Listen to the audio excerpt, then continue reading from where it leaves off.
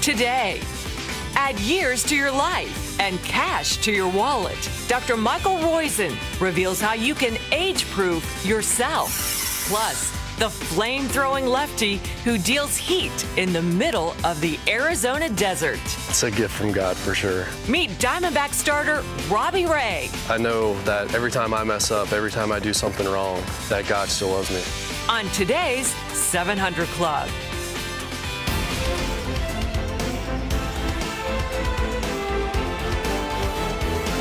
Well, welcome to the 700 Club. We've got a great program for you today, but I'm going to start it with my lovely co-hostess who was at a banquet celebrating in Florida something. Well, we were out on the beach. It was actually the first annual Family Beach Fest sponsored by or presented by the Christian Surfers of Pensacola.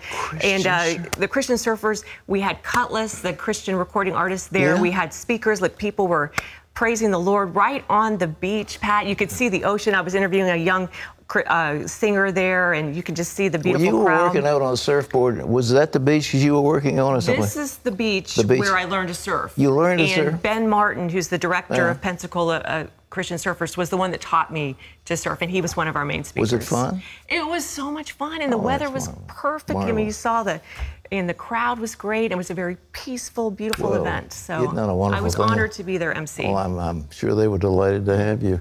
And by the way, we have a great group in our audience. These are guys who drive the Operation Blessing trucks, the hunger strap. Give yourselves a hand, fellas. Glad to have all of you.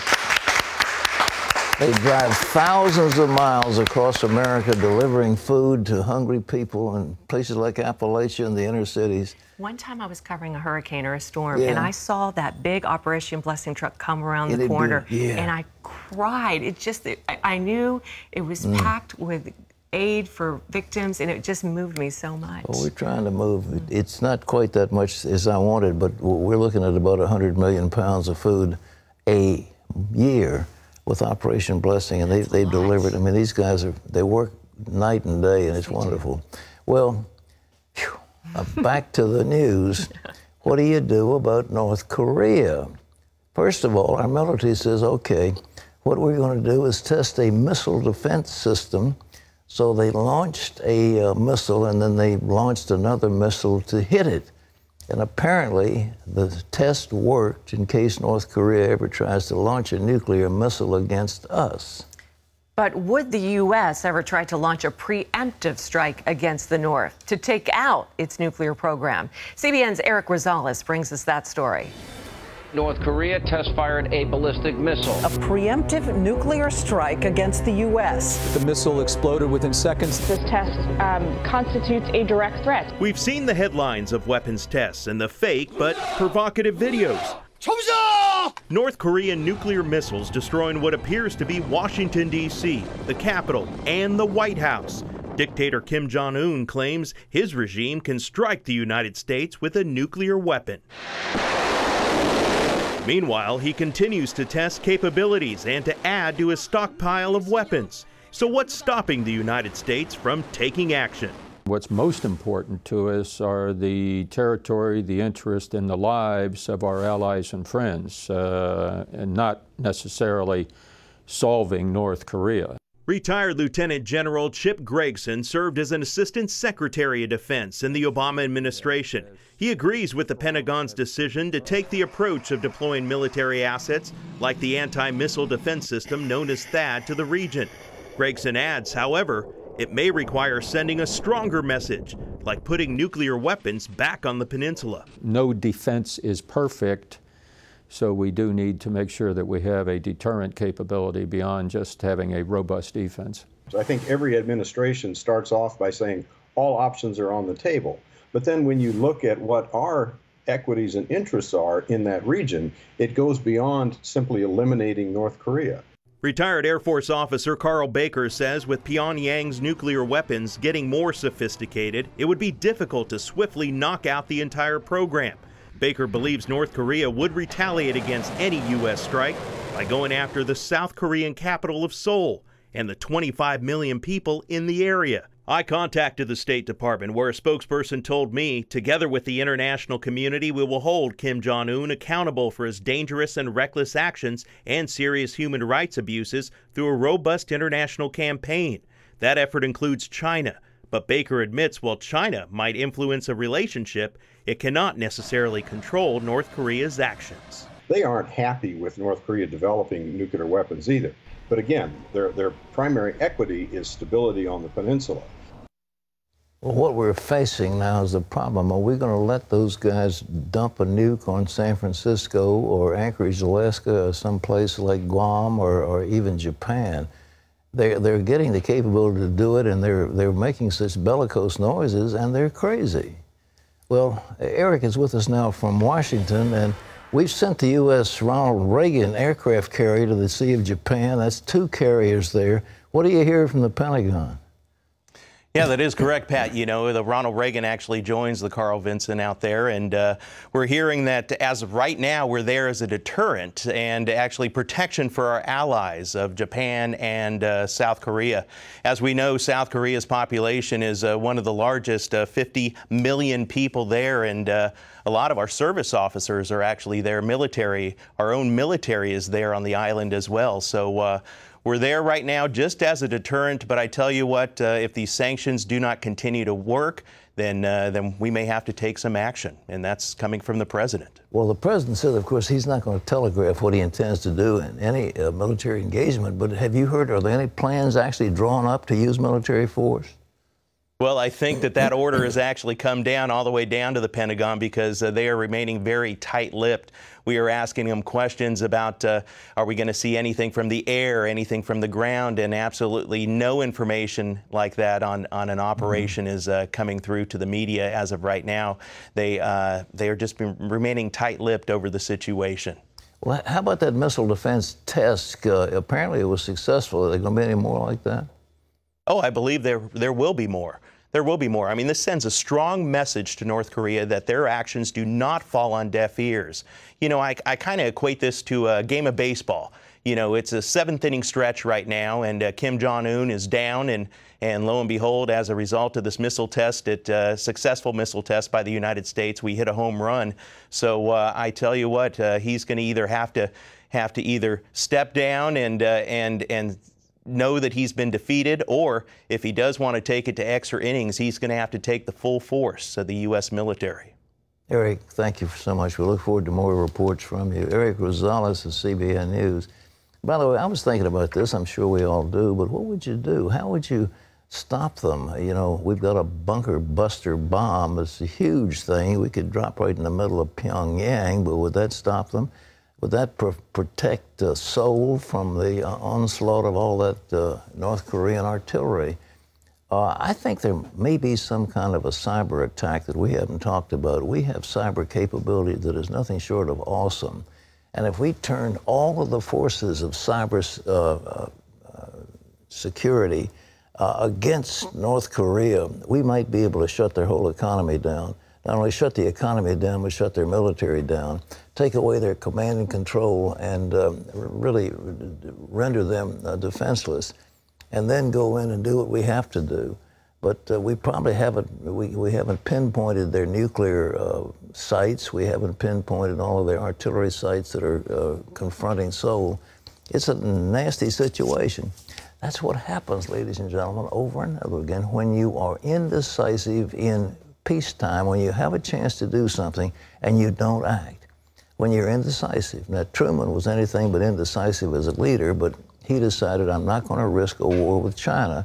Therefore, I'm not going to allow MacArthur to take over the whole Korean peninsula, which he wanted to do. I'm not going to let him march to the Yalu. I'm not going to let him seal off that peninsula.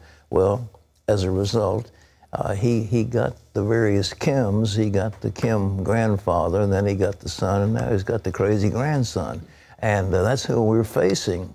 And it's not pleasant. And what's been done to those people is just horrible. It has been persecution that is massive in its scale. And we've done nothing. We put sanctions on. Well, big deal. That doesn't mean too much. So anyhow, I don't envy the planners, but I would think, what if there was a massive drone cluster? If we just sent in thousands of drones armed with Hellfire missiles and just went after everything. I mean, we can do a lot of stuff. We have not just conventional, we have exotic weaponry that we haven't used yet. We could do it. Well, in other news, a massive bomb attack today took place in the capital of Afghanistan.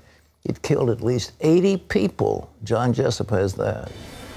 That's right, Pat. The bomb was hidden in a sewage tanker truck near the Afghan presidential palace.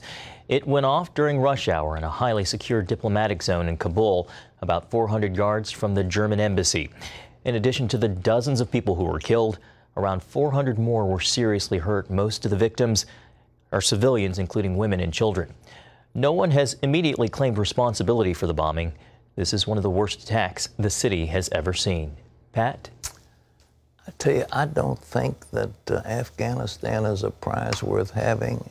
I know I was there on the border of Afghanistan when the Russians were doing what they did, and they turned tail and went home. It's one of those things that's ungovernable. The people are broken into tribal factions, and I think we ought to just declare victory and leave. The longer we stay, the more painful it's going to be. But these people are just awful. And so what if it goes to somebody else? Like, who cares? But I do think we ought to put some pressure on the Pakistanis. The Pakistanis have been giving aid and comfort to these folks, and they're taking a lot of money from us. So I've been in Pakistan, was doing some business over there, met with their military leader, met with the president. Those people are amenable. They've been trained in British schools, and they'll listen. I know that the ISI over there has been pretty much infiltrated by radicals, but nevertheless, that's something that we could deal with. But they have a lot of nuclear power, and we don't want a war between Pakistan and India. So that's where we ought to put our attention and let Afghanistan go back to where it's always been, in the ash bin of history. John. Pat, people in Venezuela have been taking to the streets protesting against the dictatorship of President Nicolas Maduro and the widespread shortages of food and other basic goods. Dale Hurd has a story. In the second month of almost daily protest against Venezuela's socialist government, thousands of opposition supporters marched toward the center of the capital, Caracas, only to be tear-gassed. Even opposition leader Enrique Capriles was gassed and had to be helped from the scene. This elderly woman who was tear-gassed says, "I am sick. I've been searching for the medicine that I can't find." But the police are upset because people want to gather on a street corner to protest. At least 60 people have been killed in the 2-month-long confrontation, and another 1,100 have been injured. Thousands of young demonstrators calling themselves the resistance have been on the streets fighting for democracy, willing to do whatever it takes to win the fight against President Nicolas Maduro's dictatorship. Venezuela's crisis is man-made. A socialist regime introduced terrible economic policies and took away human rights. Severe shortages of food and medicine, along with hyperinflation, have Venezuelans yearning for what they once had and what most other Latin American nations take for granted. Once South America's richest country and awash in oil, Venezuela's government under Hugo Chavez and Nicolas Maduro took less than 2 decades to destroy the nation's democracy and economy. And dictatorships this badly run, and with a very angry population, need a lot of tear gas. Dale Hurd, CBN News. Thanks, Dale. Pat, how long do you think Maduro can survive? You know, he's got the military, and it looks like he's surviving everything. But I tell you, there's something called the Organization of American States, Latin American. Those guys have got to say this is a cancer in our midst, and we need to go in there and take him down. The people would rise up in an instant if any kind of armed opposition came in there against him. Unfortunately, right now, he's got the military, got the guns, and all they can do is go up against tear gas and bullets. But I think, without question, they ought to do that, but they're waiting for the gringos to come in. And, of course, if we come in, then everybody will say, well, it's those imperialists from the north that are trying to take over our country. Think of that nation. They had probably the biggest oil reserves in the world.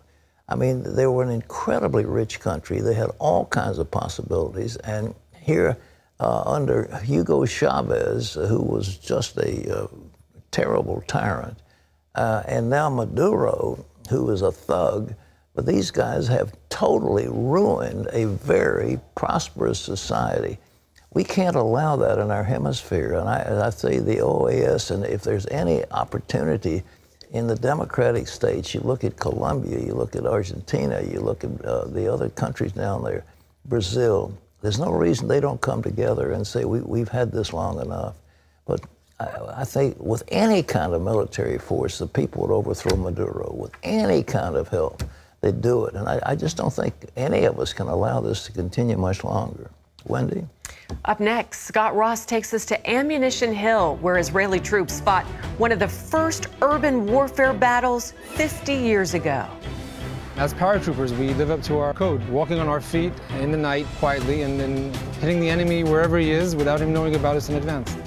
See how one of the most important battles in Israel's history set the stage for fighting terrorists today.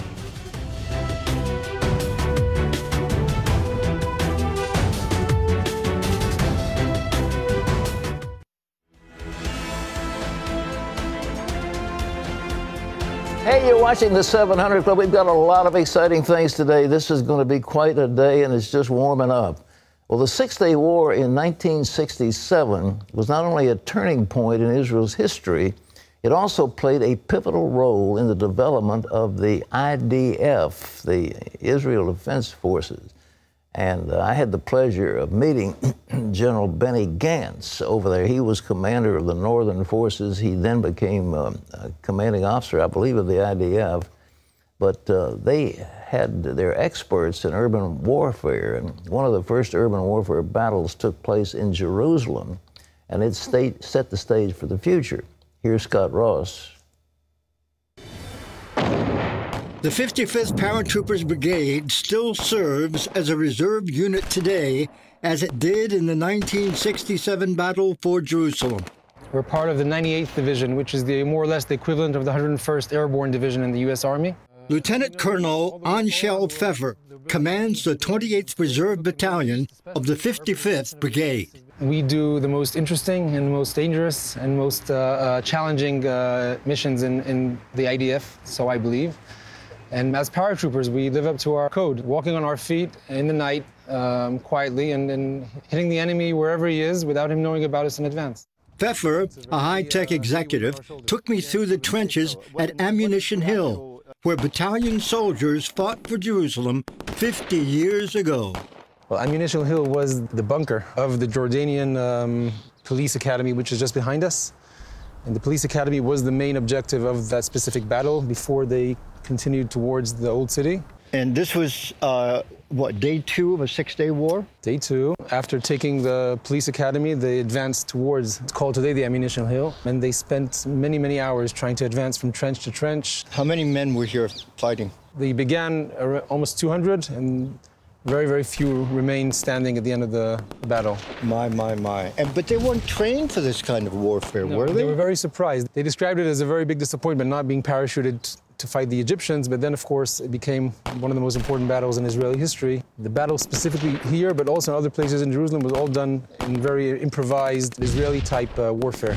It's hard to understand how men with equipment on their backs, I assume, rifles, grenades, whatever other equipment they had, how did they make it through these narrow trenches to take the enemy on, to encounter them? It's a very good question. Unfortunately, many of them had to climb above, and the stories describe young soldiers telling their commanders, I'm going to go up with my machine gun, and as you're walking down in the trench, I'll go on top. And every time they advanced 1, 2, 3, 5 feet, and then the next guy climbed up and continued it. The previous one was hit, and that's how they managed to advance. Some of them pulled back the injured towards the injured facility with the doctors behind, but they had to keep advancing. I can stand here as an American and look at our history and talk about Revolutionary War, Civil War. That's hundreds of years ago. Right. This is 50 years ago. Indeed. You know, I don't want to get overly dramatic. How can you? But this is hallowed ground. Do you see it that way? Yes, it is. This ground is holy ground as far as the way we see it, because our friends, our comrades fell here. It's a place we respect very much. As you can see, it became a national monument. Standing by the half-track that barreled through Lions Gate into the old city, Pfeffer told me of their honor in continuing the heritage of those who have gone before them. Have you talked to any of the men who fought and some of your fathers, grandfathers, and talk to them about their emotion of that moment? Yeah, it's important to mention. We, every year on the Six-Day War Commemoration Day, we meet with our predecessors. We also remember the fallen and we talk to them. It's a very strong part of our heritage. What motivated these men? At the end of the day, it's fighting with your friends, with your comrades, what they call brothers in arms, and that's what makes people, at the end of the day, rise up towards enemy fire and advance. The big vision, the mission, conquering Jerusalem, all that, it's important, but at the end of the moment when you rise up towards the fire, it's for your friends. Are you men motivated like that today? We believe so. We look up to them. Today's young soldiers are as, both in their professionalism and also in their values, are as good as we were then.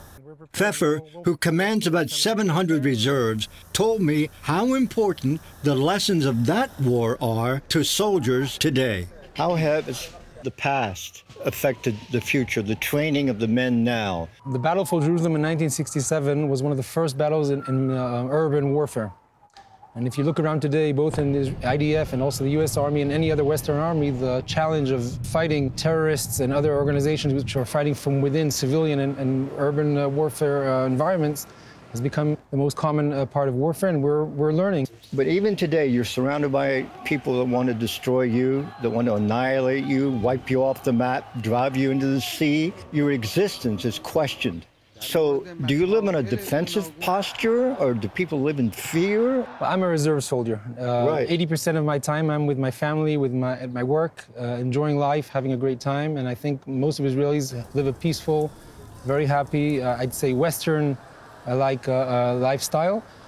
Every couple of years, we have a few weeks of tension, and they know we're here to defend them. And now it's our turn. Scott Ross for CBN News at Ammunition Hill in Jerusalem. They have an amazing ethos, and these are civilian soldiers. I mean, the guy, there's a tech executive, you know, he's working on computers and stuff, and then they ring a bell, and suddenly he's in that olive drab, but he's out there on the front lines. No, I was just saying, I bet nobody in the history of television has done as many stories on the Six-Day War as we have all through the month of May, and now. What is today? Are we still in May or are we in June? We're just eased into June, just edged over there a little while. But anyway, the exact dates of the Six-Day War coming up, started June 5th, it ended June 10th. June 5th All right, to June 10th. well, it's the 50th anniversary of the taking of Jerusalem, and it's a big celebration. And you want to talk about what we did that is winning awards. This is truly amazing. Last week's Fathom Events hosted a presentation of CBN's documentary about the Six-Day War called In Our Hands, The Battle for Jerusalem. Many showings were sold out, so if you missed the chance for the first time around, In Our Hands will be back in theaters on June 1st, and June 6th. Because of the overwhelming response at the box office, we encourage you to get tickets early before the shows sell out. Just go to InOurHands1967.com. Well, up next, how to live long and strong with enough money to do the things you love to do. Dr. Michael Roizen reveals how to age-proof your life. That's coming up.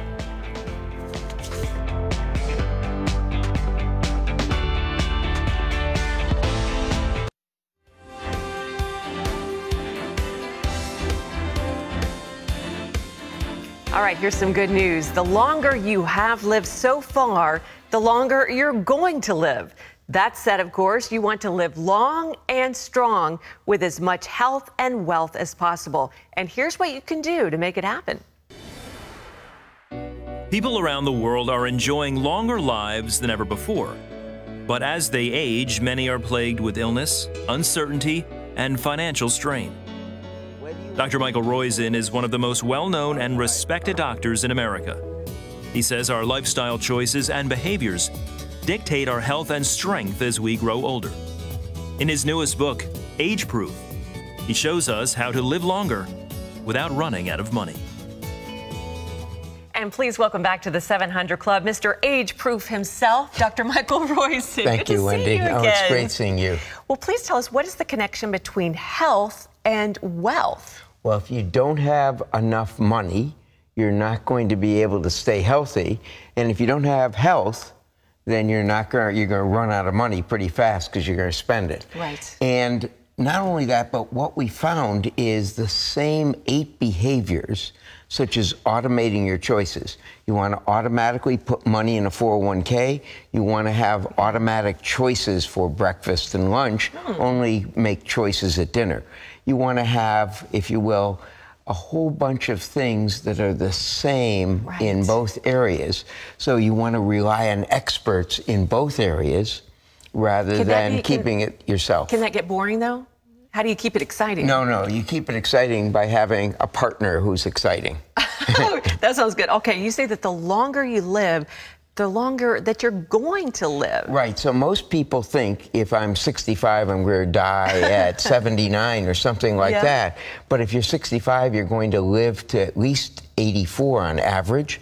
That means half of the people will live longer than 90, a quarter live longer than 95. I know Pat has said 100, right? You know, do you know Pat Robertson just told me he did 210 sit-ups a couple days ago? Without stopping. That's fantastic. He's 87. You know he's 87, right? Yes, I do know he's 87. So then, according to your clock, he's probably going to like 107. Well, in fact, the longer you live, the longer you're going to live. So, in fact, that's correct for Pat. And so, we should do a celebration on 100. Dr. Plan Roizen, on it. I see you have a tape measure there. This is the most important thing that you can measure for your health. You're kidding me. No, so it isn't, your blood pressure is important, all those things like sit-ups, but in fact, putting this at your waist, let's do your waist. So we're really going to do this on national TV. Okay, so my belly button? Put that at your belly button and turn around. Glad I have my Spanx on. Yes, turn around. All right. But we want everyone to do this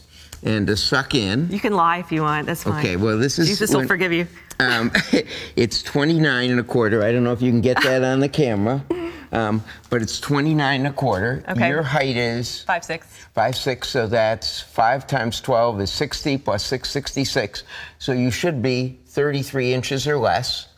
And so I'm well under 33 inches. And you're 29 1/4, so you're in a very healthy zone. Okay. The reason that's so important is because abdominal fat causes inflammation, which ages your arteries, impedes your immune system from getting rid of cancer and infections, and rots your brain. So keeping a narrow waist like you have is a real key for health. I like you. You say, well, you're already there. All right, let's talk about this. This is called a grip meter, and how can this predict your rate of aging? Well, what this shows is when we're independent of anything, independent of arm strength, independent of everything else, your grip strength predicts how long you're going to live. So let's go ahead and do this. All right, well, Pat has always kind of made fun of me because he says I don't have a real strong handshake, but he's coached me a lot, so maybe it's better now.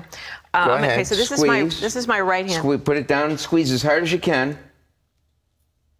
Okay, let's see where it is. And so it is 52.2. Oh, that's better than in the rehearsal. That's better than in the rehearsal, right? But in fact, as long as it's above 20, it means you're not likely to die soon. When it goes, and so you can keep testing. These are in drugstores and in your physician's office.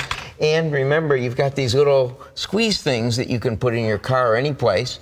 But don't use them both while you're driving, right? Don't use them both at the same time while you're driving, right? Oh, man. You know what? You get stronger with those. You can feel this all the way up to your biceps and everything. Right, but you really feel it in here, which is your grip strength area. They're in heart shape because of the Cleveland Clinic, obviously. But but in fact, that's one of the... And this is really, it's important to have a good grip.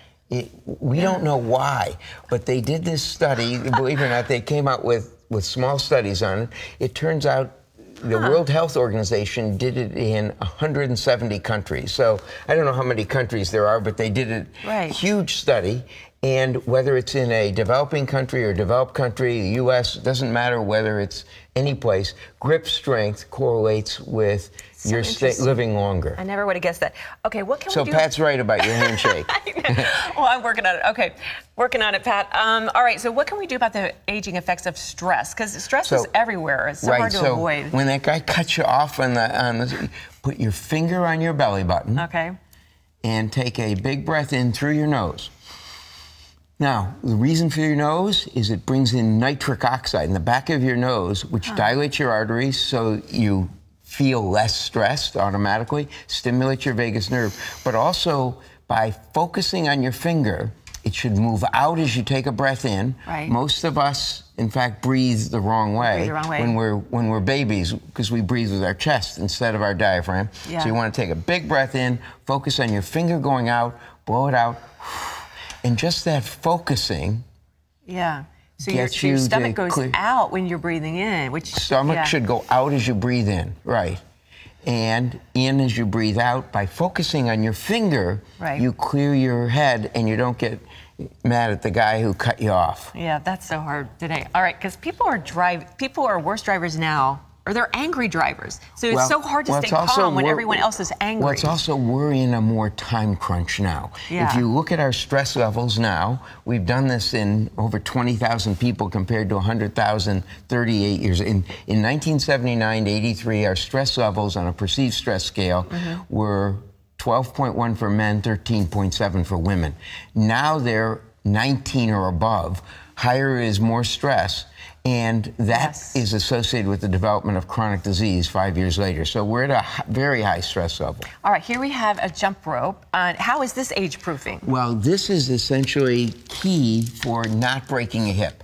So you know about eating leafy green vegetables to get calcium and vitamin D, getting a bone density. Right here. But in fact, the most important thing, the thing that adds density is jumping on a hard surface. Okay. So just doing this with your grandkids.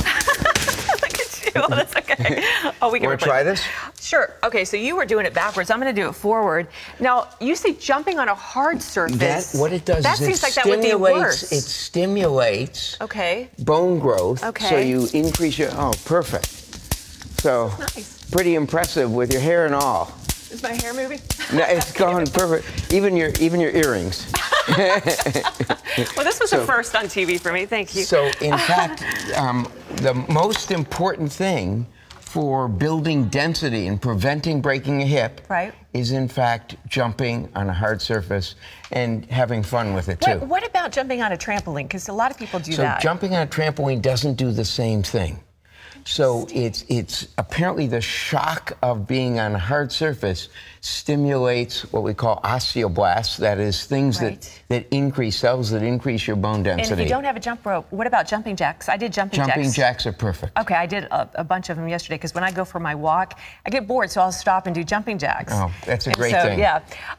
What else can we do to age-proof ourselves? The best thing to age-proof yourself is to get a buddy, both a financial buddy and a health buddy.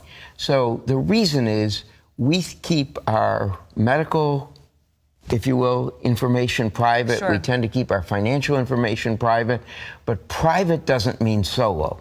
And we all need experts to help us. And a buddy can nudge you, keep you walking, keep you on the financial right track. So most important thing, get a buddy. You are so cool, Dr. Roizen. You jump rope, you do all these cool things, and you keep us younger. We really appreciate it. God bless you. God bless you. Well, we've barely scratched the surface. Dr. Roizen's book is packed with his health tips and with financial tips from his co-author, Gene Chatsky. Their book is called Age Proof, Living Longer Without Running Out of Money or Breaking a Hip, and it's available wherever books are sold. You can also check out our web-exclusive interview with Dr. Roizen at facebook.com/700club. You want to check that out as well. Thanks again. God bless. Thank you. God bless. All right, Pat, we're not going to break a hip. We're going to live long and strong. You know, I learned about that for training horses. If you trot a horse on a hard surface, it builds up their bones. I didn't know it was good for people, too. But I learned that a long time ago. Well, still ahead, the flamethrower with a left-handed fastball and a high strikeout rate. I have probably a higher than average arm speed, and that creates that whip to get the velocity through the zone. That's a gift from God for sure. Arizona Diamondback Robbie Ray is coming up.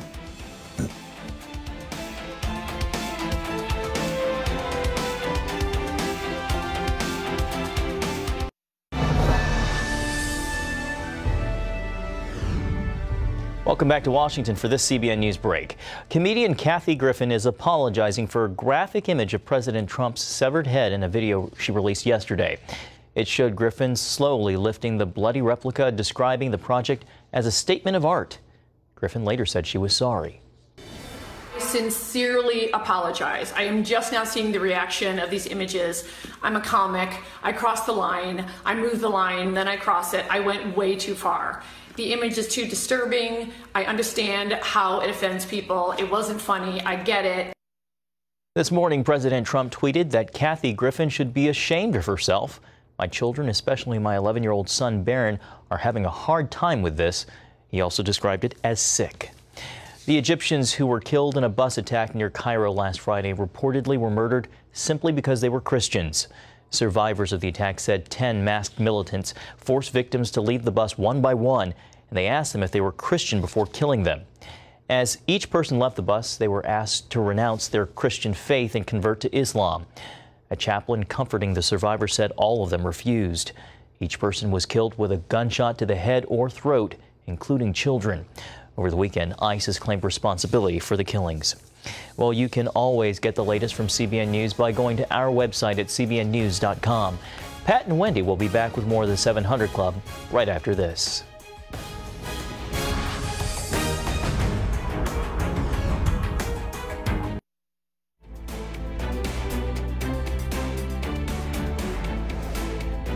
Hey, welcome back. You're watching the 700 Club. Wonderful things still ahead for you, and one of them has to do with baseball. You see, in baseball, the month of June ushers in the grind of those long, hot, dreaded dog days of the marathon season. Right now, no team has it hotter than the Arizona Diamondbacks. They also have a fastball pitcher who throws his own heat.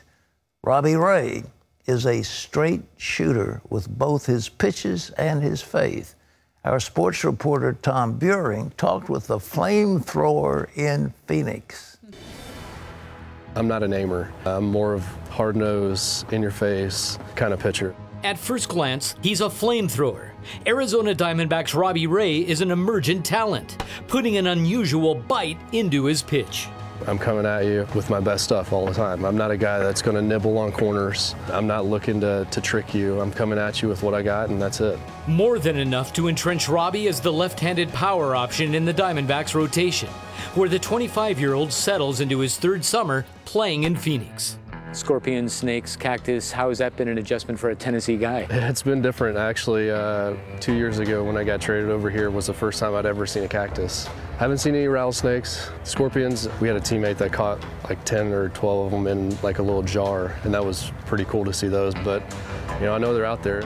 It comes with the territory, fitting for a Diamondback who adapts to Arizona's hot desert temperatures. July heat, how's that going to go? It gets really hot, but I guess what people don't really understand is there's no humidity out here, so you don't really sweat a whole lot unless you get going a lot.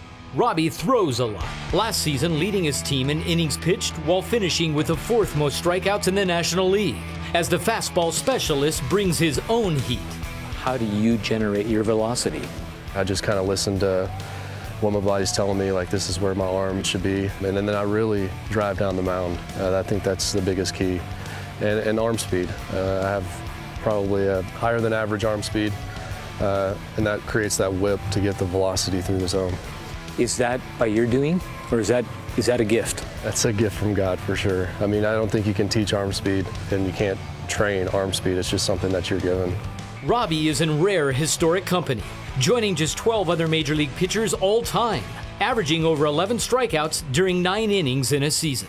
When you see a stat like that, what does that tell you? I feel like it tells me that I'm capable of more, honestly. You know, I feel like I've got a pretty good ground floor of where I'm at right now. Last year, I felt like there were starts where I could just go out there and I could tell the guy, hey, this is what's coming, and he still wasn't going to hit it. I have that feeling now of knowing, you know, where that edge is. So it's something that I can get to pretty quickly. it's all about just harnessing that and being able to maintain that throughout the whole season. He's learned to juggle the balance of tenacity and game pacing in every pitch. I have that feeling now of knowing where that edge is. It's something that I can get to pretty quickly. An edge that also gives him a balanced view of the conditional rewards in his profession with the unconditional grace of his faith. As a Christ follower, what does that do for your perspective? I think it's just, trusting in him daily. What really put it in perspective for me was when I had my first son. And I realized, the relationship that I have with my Heavenly Father is a lot similar to that. And he can disobey me, but I could still love him. And so I know that every time I mess up, every time I do something wrong, that God still loves me. Strikeout artist Robbie Ray, who grips both the ball and things eternal, delivers on a different inside pitch. I feel like, it's just going out there every single game. It kind of gives me an opportunity to provide, because people see me and they know who I am, and they know, that I'm a Christ follower. And so it's just me putting what God has given me on display for people. So I think we have the ultimate stage to just go out there and speak of his glory every day by just doing what we do. What a wonderful guy, so self-effacing and, humble, but terrific. Yep, really. All right, well, listen, like Robbie Ray, Mike and Liz Brown have a strong commitment to their Christian faith. They've never been big spenders, but they've always been big givers. And now that they're retired, one of their greatest pleasures is seeing how their gifts are helping people all over the world. Mike and Liz Brown spent their lives working in the school system. Liz was a counselor. Mike was a high school principal. I absolutely loved working with people, families, and children, and particularly enjoyed my role as school counselor, and to just serve as a resource to them in whatever way they needed. The Browns have been frugal spenders with their limited incomes, but they have given generously to people around the world. Both of our parents gave us examples in giving. And so giving for Mike and I was something that came naturally. God teaches that lesson, that 90% is really more than you deserve. And as long as you're giving God his 10%, I never had trouble making ends meet. Liz's parents had been longtime members of CBN, and Liz wanted to follow in their footsteps. So years ago, she and her husband became CBN partners. Their donations have directly funded water wells around the world. They've even helped build a physical therapy center in Mongolia, where disabled children learn how to walk. What I absolutely love about CBN is after we've given, we get a packet in the mail.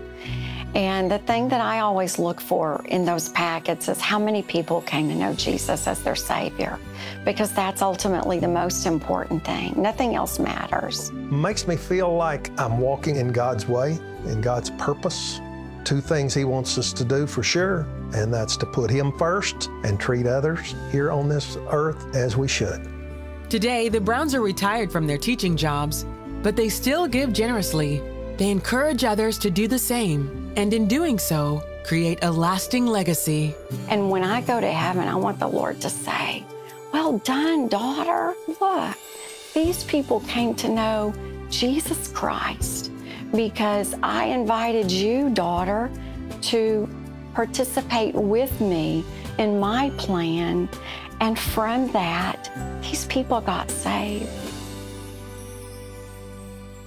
Let me tell you something. You can't outgive God. In fact, God says it's the only thing you can test him on. He says, test me and see if I won't open up the heaven and pour out a blessing on you that you cannot contain. If you want to help people, if you want to help people with clean drinking water, with food, with just basic necessities, most importantly, if you want to help people hear the good news of Jesus Christ all over the world, you can do that for just 65 cents a day, $20 a month, and you can find out how great it is to give and the blessings that come from that as well. So it's a win-win. So please go to your phones right now, 1-800-700-7000, or log on to cbn.com and say, yes, I want to join the 700 Club. 65 cents a day, $20 a month is all it takes to become a CBN partner. When you do that, we have a very special gift for you right now. It's Pat Robertson's new teaching called Miracles, Experience God's Power in your own life. The stories on here will make you a believer. If you need a miracle, you need to get this. It's our gift to you when you call right now. All right, it is now time to bring it on. Let's do it. Let's do it. Let's start with this viewer. She says, my parents are beyond faithful in their giving. They give over 20% of their income. While I do think this is admirable, the problem is that they have nothing in savings. Is this wise? Well, it's their choice. You see, the thing is, if God's looking after them, he'll continue to look after them. God remembers. He's not going to stint them, and all of a sudden there'll be something unexpected, and he'll take care of them. The practical thing would be, well, let's set aside something from savings. Yeah, that's fine. But they're banking in heaven, and they can draw down on those accounts when the time comes, and God, who is faithful, will look after them. So, I mean, it's not for you to judge. It's their decision, and they're working with the Lord, and they're doing what the Lord tells them to do. All right? Amen. This viewer says, the Bible says it is better to marry than to burn. So why would God not allow me to find a husband? I'm a middle-aged Christian, and I just don't understand. I try to live a life that's pleasing to God. Oh,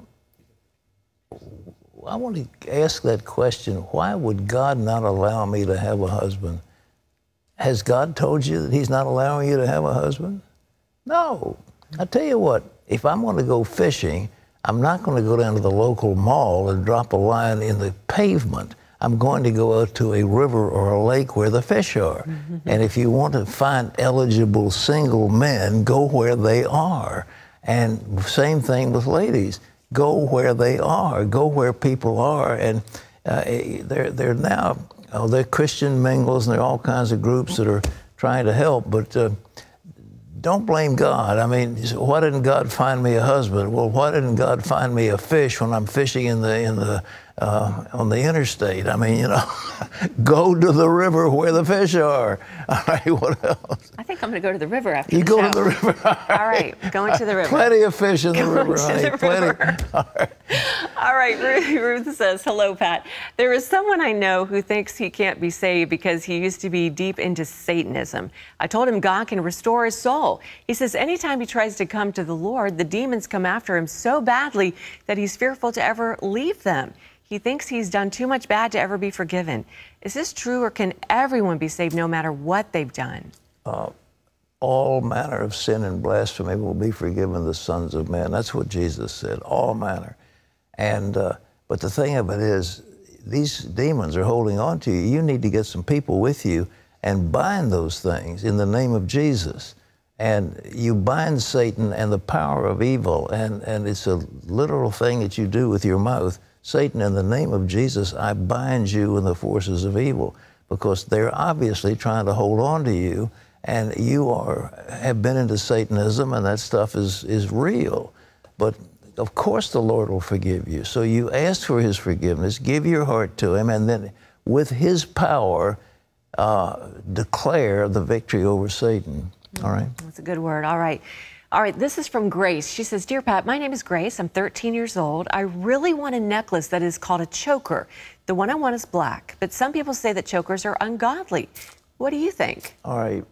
The old-time choker was a diamond necklace. There was a series of diamonds or pearls or precious stones, and it was a necklace. Instead of a longer necklace, it was a, that kind. More recently, chokers are a sign of bondage, sadomasochism, and you wear a chain to show you're submissive under a S&M deal. That's why your parents say don't wear them, and they're absolutely right. Okay. This is from Jennifer. She says, my mother has been married 9 times. The first marriage was to my father, and the next 8 times have been to my stepfathers. My mom to my stepfather. My mom and stepfather keep getting divorced, and then they remarry each other. As far as I can tell, there has not been any adultery. My mom nags him because he won't go to church, and he gets upset that she pushes Christianity on him. They are getting older, and now their grandchildren are having to see this terrible cycle. What can I do to help my parents? I'm fed up. Well, I recommend that you pray for them, but let me tell you, a long time I learned as a young man, I cannot control what my parents do. And you get so frustrated because they won't listen to you. But parents are parents, and they're going to do what they want to do. And as a child, to try to influence your folks, it just doesn't work.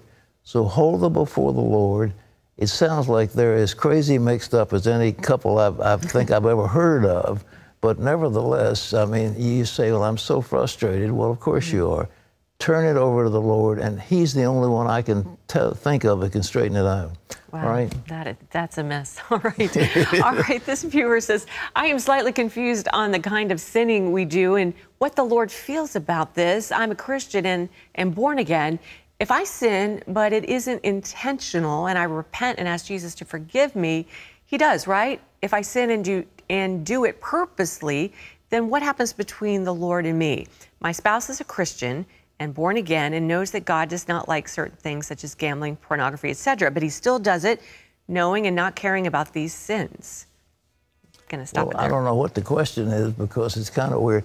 I tell you, we get some strange questions, don't we? I think they're wondering, like, you know, which sins are forgiven and which, if I do it on purpose, am I forgiven? If I don't, you know I'm doing it. There are all kinds of sins. There's the word sin has to do with missing the mark, and then there's transgressions where you're breaking a commandment and you know it, so it's willfully and so forth.